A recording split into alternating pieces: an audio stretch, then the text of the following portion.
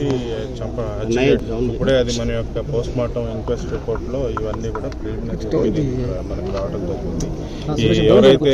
ఎవరైతే ఈ నిందితుడు ఉన్నాడో అతని కోసం అయితే ప్రస్తుతం గాలింపు జరుగుతుంది. ఖచ్చితంగా పట్టుకొని అతి కఠినంగా కోర్టు ద్వారా అతను శిక్షించే విధంగా కూడా దర్యాప్తులో మొత్తం ఎటువంటి లోపాలు లేకుండా కఠినంగా అతనికి శిక్ష పడే విధంగా మేము ఒక చర్యలు తీసేసి ఈ ఇన్వెస్టిగేషన్ ప్లాన్ ఆఫ్ యాక్షన్ అనేది తయారు చేసుకుంటాం. పోక్సో యాక్ట్ అట్రాక్ట్ అవుతుంది.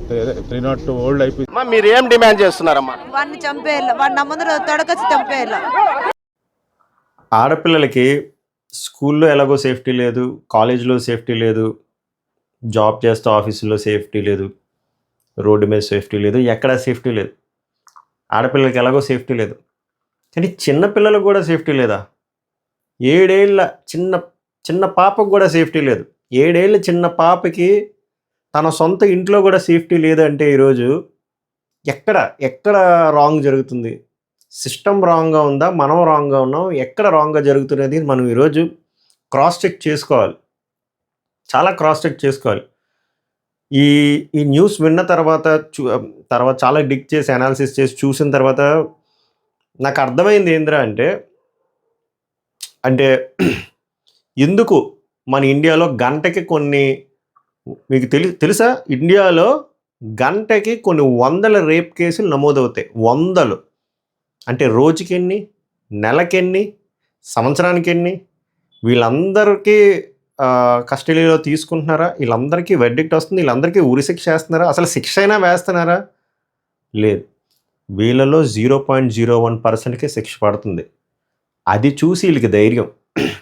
మన బొక్కలో లాస్ మన బొక్కలో లాస్ చూసి వీళ్ళకి ధైర్యం. ఎందుకురా అంటే రాఖీ సినిమాలోని ఎన్టీఆర్ అంటాడు కదా, మన టోకెన్ నెంబర్ వచ్చేసరికి ఎప్పుడో 30 ఏళ్ళు 40 ఏళ్ళు అవుతుంది అని. అలా ఉంది. నేను దీని ముందు వీడియోవే యాక్ట్రెస్ ప్రత్యూష గారి కేసు ఒక వెర్డిక్ట్ వచ్చింది. అది కూడా దిక్కుమాలి వెర్డిక్ట్. ఆ వెర్డిక్ట్ రావడానికి 24 సంవత్సరాలు పట్టింది. ఎవరైతే కల్ప్రిట్ ఉన్నాడో కల్ప్రిట్కి 2 ఏళ్ళు జైలు శిక్ష పడ్డాడికి, సరిగ్గా వినండి, 2 ఏళ్ళు, 24-12 కాదు, 2 ఏళ్ళు జైలు శిక్ష పడ్డాడికి 24 సంవత్సరాలు పట్టింది. ఒక యాక్ట్రెస్ ఫ్యామిలీకి. మరి కామన్ మ్యాన్ ఫ్యామిలీకి ఈ రోజుల్లో వెర్డిక్ట్ రావాలంటే ఎన్ని సంవత్సరాలు పడుతుంది సార్? అసలు ఎన్ని సంవత్సరాలు పడుతుంది? సో అందుకే అదే ధీమా. ఇప్పుడు నా కొడుకు ఎవడైతే ఆ చిన్న 7 ఏళ్ల పాపని సెక్షువల్గా అబ్యూజ్ చేసి వాటర్ టబ్లో ముంచి చంపేసి దమ్కిచ్చిపోయాడు కదా, ఏం పీక్కుంటారో పీక్కుండని, వాడి గుద్దబలు పేరుందో తెలుసా? సారీ టు సే దిస్, కొంచెం బూతులు వస్తాయి. ఎందుకంటే వీడియో ఘటన అలాంటిది. వాడికి ఆ జీబలు పెందుకో తెలుసా? నన్ను ఎవడేం పీకినా కూడా ఏదో పొలిటికల్ ఇన్ఫ్లుయెన్స్ చేసుకొని మనం బయటకు వచ్చేద్దాం, బెయిల్ అప్లై చేసేద్దాం. ఫస్ట్ ఒక 1 రోజులు 2 నెలల రోజులు మీడియా హడావిడి చేస్తుంది. తర్వాత పైసా మే పరమాత్మ హే, లేదా ఏదైనా శిక్ష పడినా మన టోకెన్ వచ్చేసరికి ఎన్నో సంవత్సరాలు పడతాయి. ఆ లోపల మనం ఒక 5-6 రేపులు ఇంకా హ్యాపీగా చేసుకోవచ్చు అని ఎదవ ధీమా ఆడికి. ఈడికే కాదు, ఇండియాలో చాలామంది ఈ క్రైమ్ చేసిన వాళ్ళ ధీమా కూడా అదే. ఎందుకంటే మన అద్భుతమైన రూల్స్, లాస్ అంత గొప్పగా ఉన్నాయి. చెప్పాను కదా, అది ఎలా పనిచేస్తుందిరా అంటే, ఒక లారీ డ్రైవర్ ఒక రేపు లారీ డ్రైవర్ చేస్తే ఆడికి ఒక వెర్డిక్ట్, ఆటో డ్రైవర్ చేస్తే ఆడికి ఒక వెర్డిక్ట్, ఐటీ పర్సన్ చేస్తే ఆడికి ఒక వెర్డిక్ట్, గవర్నమెంట్ ఎంప్లాయ్ చేస్తే ఆడికి ఒక వెర్డిక్ట్, ఒక ఎమ్మెల్యే చేస్తే ఆడికి ఒక వెర్డిక్ట్, ఒక బిజినెస్ మ్యాన్ చేస్తే ఒక వెర్డిక్ట్, సినిమా హీరోలు చేస్తే ఒక వెర్డిక్ట్. అందరికీ ఒక శిక్ష రాదు ఫ్రెండ్స్, అందరికీ ఒక శిక్ష రాదు. మన ఇండియాలో అలా అంత అద్భుతంగా పనిచేస్తాయి. దీనికి తోడు మనోళ్ళు మరణశిక్ష వెయ్యాలంటే అబ్బో, ఎన్ని శీతాకాలాలు, ఎన్ని వానాకాలాలు, ఎన్ని ఎండాకాలాలు దాటాలో మనం. ఆ ఎదవ ధీమతోని ఈ క్రైమ్స్ జరుగుతున్నాయి. కానీ మనం దీన్ని ఏమైనా టైటన్ చేస్తామని మనం చెయ్యం. అదేదో సినిమాలో చెప్పినట్టు చిన్న యాప్స్ దానికవే అప్డేట్ అయిపోతున్న రోజుల్లో ఎప్పుడో రాసిన రూల్స్ సార్ అవి, ఎప్పుడో రాసిన లాస్, దాని అమెండ్మెంట్స్ చేయమా? మనం చెయ్యం. అలాంటివి చెయ్యం. దిక్కుమాల అమెండ్మెంట్స్ అన్నీ చేస్తాం, దిక్కుమాల జీవోలన్నీ రిలీజ్ చేస్తాం తప్ప అవి అమెండ్మెంట్స్లో చెయ్యం. ఏమేనంటే పాక్సో కేసు తెచ్చి ఏం జరిగింది, ఏం ఉపయోగం జరిగింది? సరే, మీకు అర్థం కావడం కోసం నేను కొంచెం కష్టమైన నీట్గా చెప్తాను. ఏమైందిరా అంటే, అన్నమయ్య జిల్లా మదనపల్లె అనే ఊరిలో 7 ఏళ్ల పసి పాపని ఒక ఒక ఎదవ సెక్షువల్లీ అబ్యూస్ చేసి వాటర్ టబ్బులో ముంచి చంపేసి పారిపోయి వెళ్ళిపోయాడు. ఇంకా దొరకలేదు. ఓకేనా?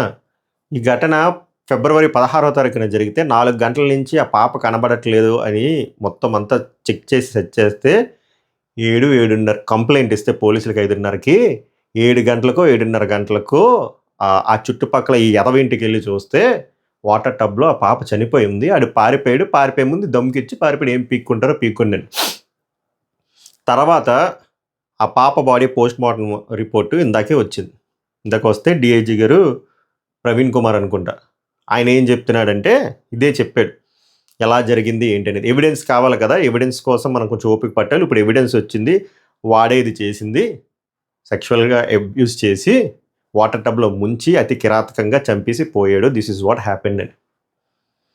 దీని మీద హోమ్ మినిస్టర్ అనిత గారు రియాక్ట్ అయ్యారు, చంద్రబాబు నాయుడు గారు రియాక్ట్ అయ్యారు, లోకేష్ గారు రియాక్ట్ అయితే సరిపోదు. వాళ్ళు ఏమంటున్నారు, మరణశిక్ష వేస్తా అన్నారు. వేస్తారా, ఇస్తారా, లేకపోతే దీన్ని ప్రొలాంగ్ చేసి news is replaced by news చేస్తారా? సార్ మేమేం ఎక్కువ ఎక్స్పెక్ట్ చేయలేదు. నేను ఏం చెప్తానంటే చాలా సింపుల్గా చెప్తున్నాను, నేను డిప్లొమాటిక్గా చెప్పను. నాకు తెలుసు ఇదే థింగ్ ఆ ఎదవ ప్లేస్లో ఓ సెలబ్రిటీ కొడుకో మనవడో, బిజినెస్ మ్యాన్ కొడుకో మనవడో, పొలిటీషియన్ కొడుకో మనవడో ఉంటే మీరు ఏం చెయ్యరు సార్, మీరు రియాక్ట్ అవ్వరు, అది ఎలాగో సైలెంట్ చేస్తారు.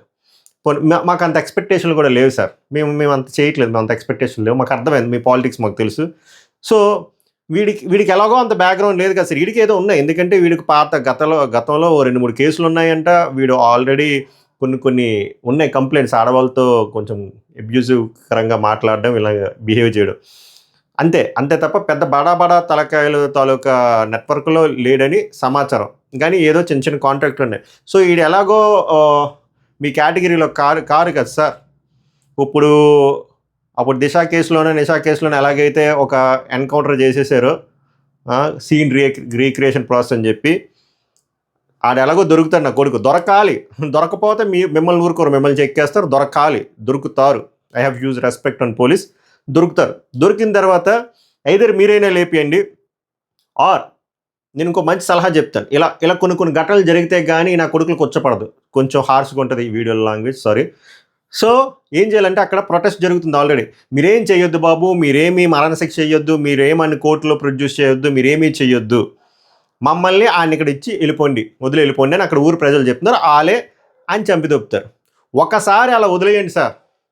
ఒక్కసారి వేరే కంట్రీలో ఎప్పుడెప్పుడు జరుగుతున్నవి ఒక్కసారైనా ఇండియాలో జరిగితే చూడాలని ఉంది. ఒక్కసారి మొత్తం అంతా అయిపోయిన తర్వాత, ఫార్మాలిటీస్ అన్నీ అయిపోయిన తర్వాత, నా కొడుకు దొరికిన తర్వాత, ఫార్మాలిటీస్ అన్నీ అయిపోయిన తర్వాత, నా కొడుకుని మీరు ఆ సెంటర్లో వదిలేసి మీకు ఏది తెలియనట్టు కాఫీ టీ తాగి వెళ్ళిపోండి. ఊరు ప్రజలు ఏం చేయాలో చేస్తారు.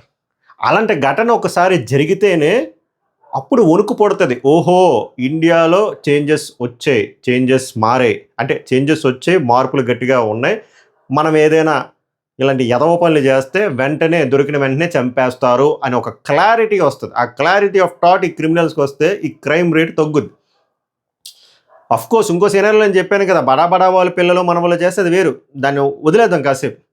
అట్లీస్ట్ నా కొడుకుకి ఈ ట్రీట్మెంట్ ఇస్తే కొంతైనా భయం వేస్తుంది కదా. సారీ, నా బుర్రకి ఏమనిపించిందో నేను చెప్తున్నా. ఇదే రెండిట్లో ఒకటి జరగాలి. ఆయన చంపేయాలి. ఆయన చంపకుండా పందిని మేపినట్టు మేపి, గేదెని మేపినట్టు మేపి, ఆయన్ని జైల్లో పెట్టి ఒక 2-3 ఏళ్ళు పోషించి, తర్వాత బెయిల్ ఇచ్చేసి వాడిని పంపించేసి ఒక 20 ఏళ్ళు పోయిన తర్వాత జడ్జిమెంట్ అంటే దొబ్బదు. ఎలాగో చెప్పాను కదా, మీ కొడుకులు మన వల్ల కాదు కాబట్టి ఆయన చంపేయాలంటే 2 విధాలుగా చంపాలి. ఒకటే పోలీసులు ఎన్కౌంటర్ చేసేయాలి. ఏదో మీకు తెలుసు కదా, సీనరీ క్రియేట్ చేసి ఆడు మా మీద రాయిసిరేయడం, మేము మా సెల్ఫ్ ప్రొటెక్షన్లో చంపేసాం చెప్తారు కదా, అది చంపేయాలి. లేదా ఇంకా ఉనుకు పుట్టాలని చెప్పాను కదా, మీరేం చేయొద్దు, వాడిని ఆ ప్లేస్లో నీట్గా ఓలా డ్రాప్ చేసి వదిలేసి వెళ్ళిపోయినట్టు మీరు డ్రాప్ చేసి వెళ్ళిపోండి. ఆ జనాలు ఏం చేయాలో అది చేస్తాడు. పర్ఫెక్ట్ వెర్డిక్ట్ వస్తుంది. అవునా కాదా? ఇంతకు మించి నాకు సొల్యూషన్ నాకు తెలియట్లేదు. ఎందుకంటే ఇండియాలో ఆ లాస్ మారుతాయో లేదో నాకు కష్టమే. ఆ అమెండ్మెంట్స్ వస్తాయా లేదా తెలియదు. న్యూస్ ఈజ్ రీప్లేస్డ్ బై న్యూస్లోనే ఉంటుంది మన వ్యాపారం. సో ఇది ఒక కామన్ మ్యాన్కి జరిగింది కాబట్టి ఎన్ని రోజులు సస్టైన్ అవుతుందో కూడా తెలియదు. ఫస్ట్ మనకి ఆ ఎదవను పట్టుకున్న తర్వాత చంపేయాలి. జైలు గీలు ఇవేం వర్కౌట్ అవ్వవు. So this is my view point.